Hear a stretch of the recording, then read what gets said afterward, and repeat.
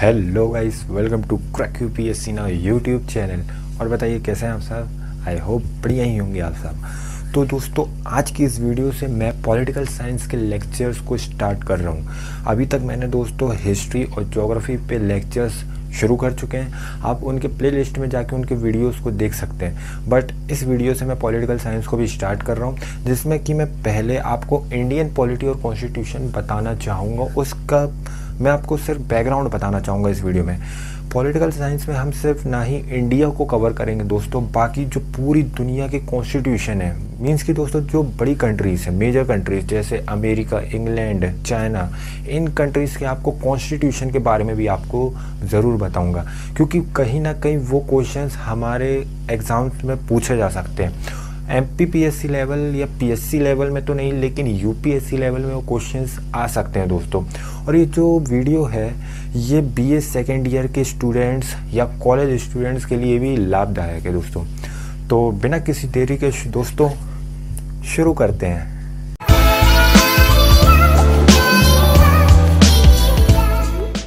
तो दोस्तों शुरू करते वीडियो को, बट मैं वीडियो शुरू करने से पहले पॉलिटिकल साइंस की आपको हिस्ट्री बताना चाहूँगा।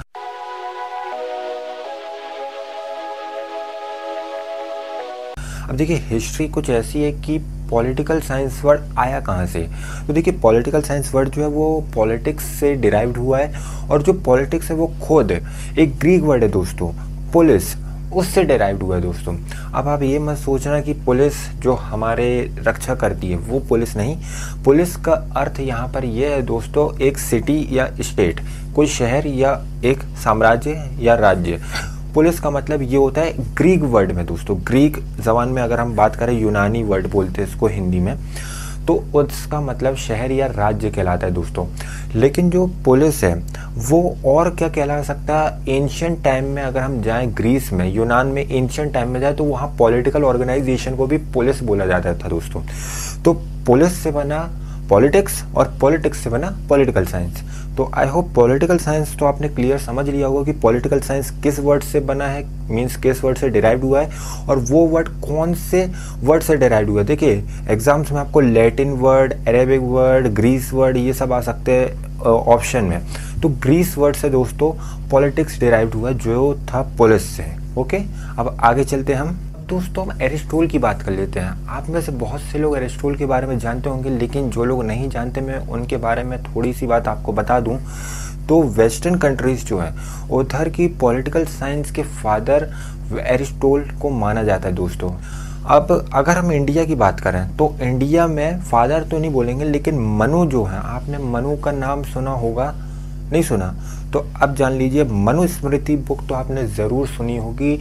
उस मनुस्मृति बुक को मनु ने लिखा है दोस्तों। तो जो मनुस्मृति बुक है वो इंडिया की फर्स्ट लॉ बुक बोली जाती है दोस्तों, पहली ऐसी कानूनी किताब जो पूरे भारत की थी। तो मनुस्मृति आप अच्छे से समझ गए होंगे, मनु ने लिखी थी। अब बाद में दोस्तों थोड़े से, अब देखिए मैं आपको बता दूं, जो मनुस्मृति है वो वैदिक पीरियड में लिखी गई थी दोस्तों। अब वैदिक पीरियड के थोड़े से बाद आता है दोस्तों मौर्यन साम्राज्य। आपने अगर हिस्ट्री पढ़ा होगा तो आपको मौर्यन एडमिनिस्ट्रेशन, मौर्यन एम्पायर के बारे में पता चला होगा, जिसमें चंद्रगुप्त मौर्य पहले राजा बनते हैं। तो उनके समय थे दोस्तों चाणक्य। हम चाणक्य को कौटिल्य या विष्णुगुप्त नाम से भी जानते हैं। तो इन्होंने लिखी थी दोस्तों अर्थशास्त्र। अर्थशास्त्र के बारे में हमें मालूम पड़ता है कि ये मौर्यन साम्राज्य का जो पूरा एडमिनिस्ट्रेशन था, कि मौर्यन साम्राज्य चला कैसे, उसके राजा के क्या यानी क्या कर्तव्य थे, उधर रूल्स एंड रेगुलेशन क्या थे, कानून क्या था, उधर का पॉलिटिकल सिस्टम क्या था दोस्तों, हमें वो मालूम पड़ता है। और अगर हम एक तरीके से देखें तो अर्थशास्त्र बेस्ट बुक है इंडिया की लॉ की। हाँ, मनुस्मृति है, लेकिन मनुस्मृति फर्स्ट लॉ बुक है दोस्तों। लेकिन अगर बेस्ट बुक की बात करें तो अर्थशास्त्र को भूलना नहीं है दोस्तों। बेस्ट बुक अर्थशास्त्र है। आज भी उसके कई रूल्स एंड रेगुलेशंस आज भी फॉलो किए जाते हैं। अब मनुस्मृति की बात करें तो क्यों नहीं किए जाते, क्योंकि मनुस्मृति में बहुत सारे यानी ऐसे कर्तव्य लिखे रहे, ऐसी प्रैक्टिसेस लिखी गई थी जो कि कहीं ना कहीं समाज को तोड़ती है। जैसे नारियों का अपमान करना, जो शूद्र थे यानी जो नीची जाति के थे उनका अपमान करना, तो ये सारी बहुत सी ऐसी प्रथाएं थी जो कि गलत थी। लेकिन अर्थशास्त्र में एक प्योरली हमें पॉलिटिकल साइंस देखने को मिलता है दोस्तों।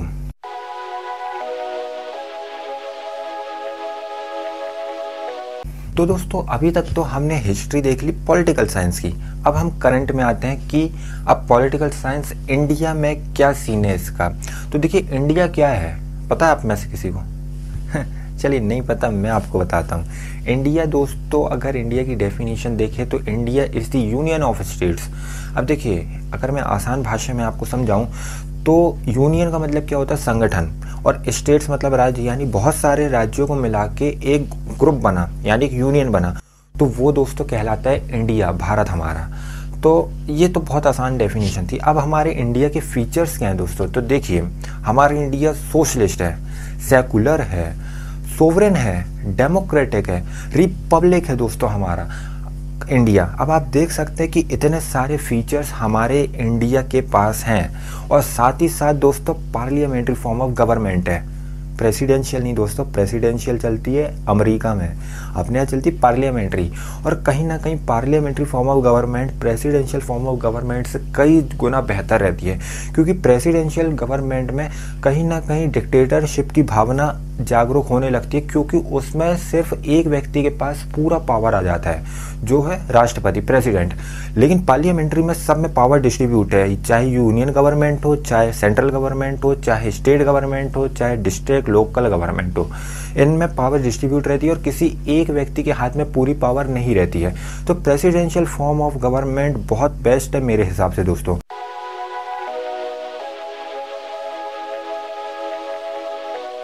अब देखिए मैं फीचर्स को आसान भाषा में बताऊं तो क्या है। सोवरेन मतलब संप्रभुता, ब्रदरहुड, कोई बाहर की शक्ति हमारे देश को कंट्रोल नहीं कर सकती है।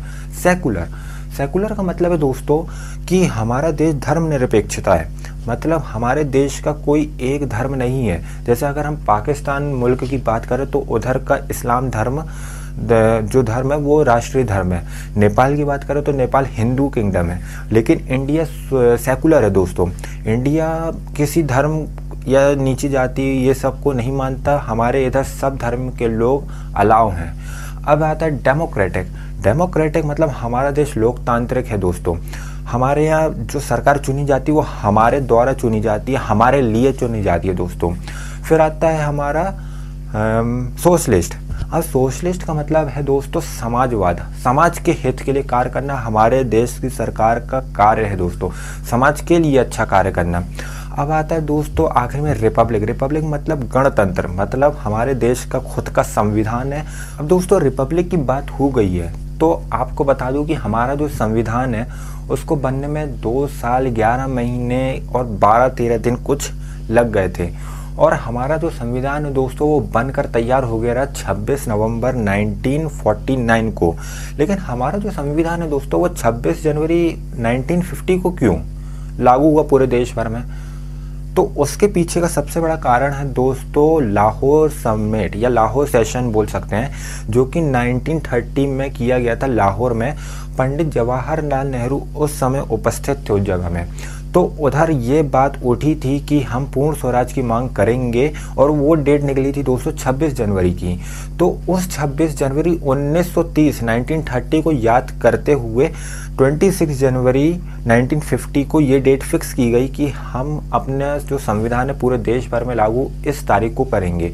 तो 2 महीने हमें इसलिए रुकना पड़ा, नहीं तो हमें क्या था, हम 26 नवंबर 1949 को पूरे देश भर में लागू कर सकते थे।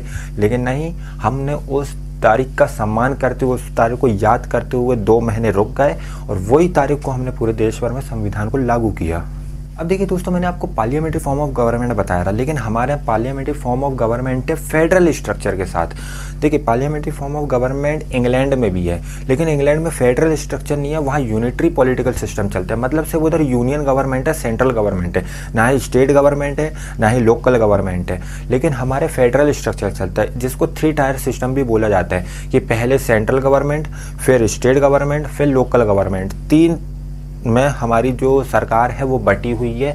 इंग्लैंड या यूके के कॉन्स्टिट्यूशन अगर आप उठा के देखते हैं तो उधर यूनिटरी चलती है दोस्तों, यानी एक पॉलिटिकल सिस्टम चलता है उधर जो यूनियन के पास रहता है। आते हैं दोस्तों प्रेसिडेंट पे, राष्ट्रपति पे। तो राष्ट्रपति दोस्तों पूरे इंडिया का हेड कहलाता है, पूरे यूनियन का हेड कहलाता है, और जितनी भी फोर्सेस हैं हमारे यहाँ, चाहे वो नेवी हो, एयरफोर्स हो या मिलिट्री आर्मी, ये तीनों चारों हों, इन सब का वो हेड है दोस्तों, कमांडर है। तो दोस्तों जैसे कि मैंने आपको बताया कि प्रेसिडेंट जो है वो हेड है पूरे इंडिया का, यूनियन का, लेकिन वो नॉमिनल हेड कहलाता है दोस्तों, यानी नाम मात्र का हेड। तो जो असली का हेड है पूरे इंडिया का, यूनियन का, वो है दोस्तों काउंसिल ऑफ मिनिस्टर्स और पीएम। इन्हीं के पास पूरी पावर्स रहती है कि क्या करना है क्या नहीं, और ये जो भी काम करते हैं ना दोस्तों, ये प्रेसिडेंट के नाम पे ही किया जाता है हमारे इंडिया में, लेकिन करते यही हैं काउंसिल ऑफ मिनिस्टर्स और पीएम, क्योंकि पावर्स इन्हीं के हाथ में। पीएम जो है वो एक्चुअली में समझ लीजिए वही हेड है। और सिमिलरली अगर हम स्टेट को देखें, स्टेट में भी ऐसे ही है, यूनियन में प्रेसिडेंट है तो स्टेट में गवर्नर है, यूनियन में प्राइम मिनिस्टर है तो स्टेट में चीफ मिनिस्टर है। तो आई होप दोस्तों आपको ये वीडियो अच्छे से समझ में आया होगा। अगर आपको इस वीडियो में कोई डाउट है तो आप उसको कमेंट में मेरे से पूछ सकते हैं, मैं आपको उसमें ज़रूर आंसर बताऊँगा। और अगर आपको कोई नई वीडियो चाहिए किसी नए टॉपिक पर, तो आप उसको भी कमेंट सेक्शन में बता सकते हैं। मैं जल्द से जल्द उसमें कोशिश करूँगा कि नई वीडियो बनाऊं। तो तब तक के लिए थैंक्स दोस्तों, बाय बाय।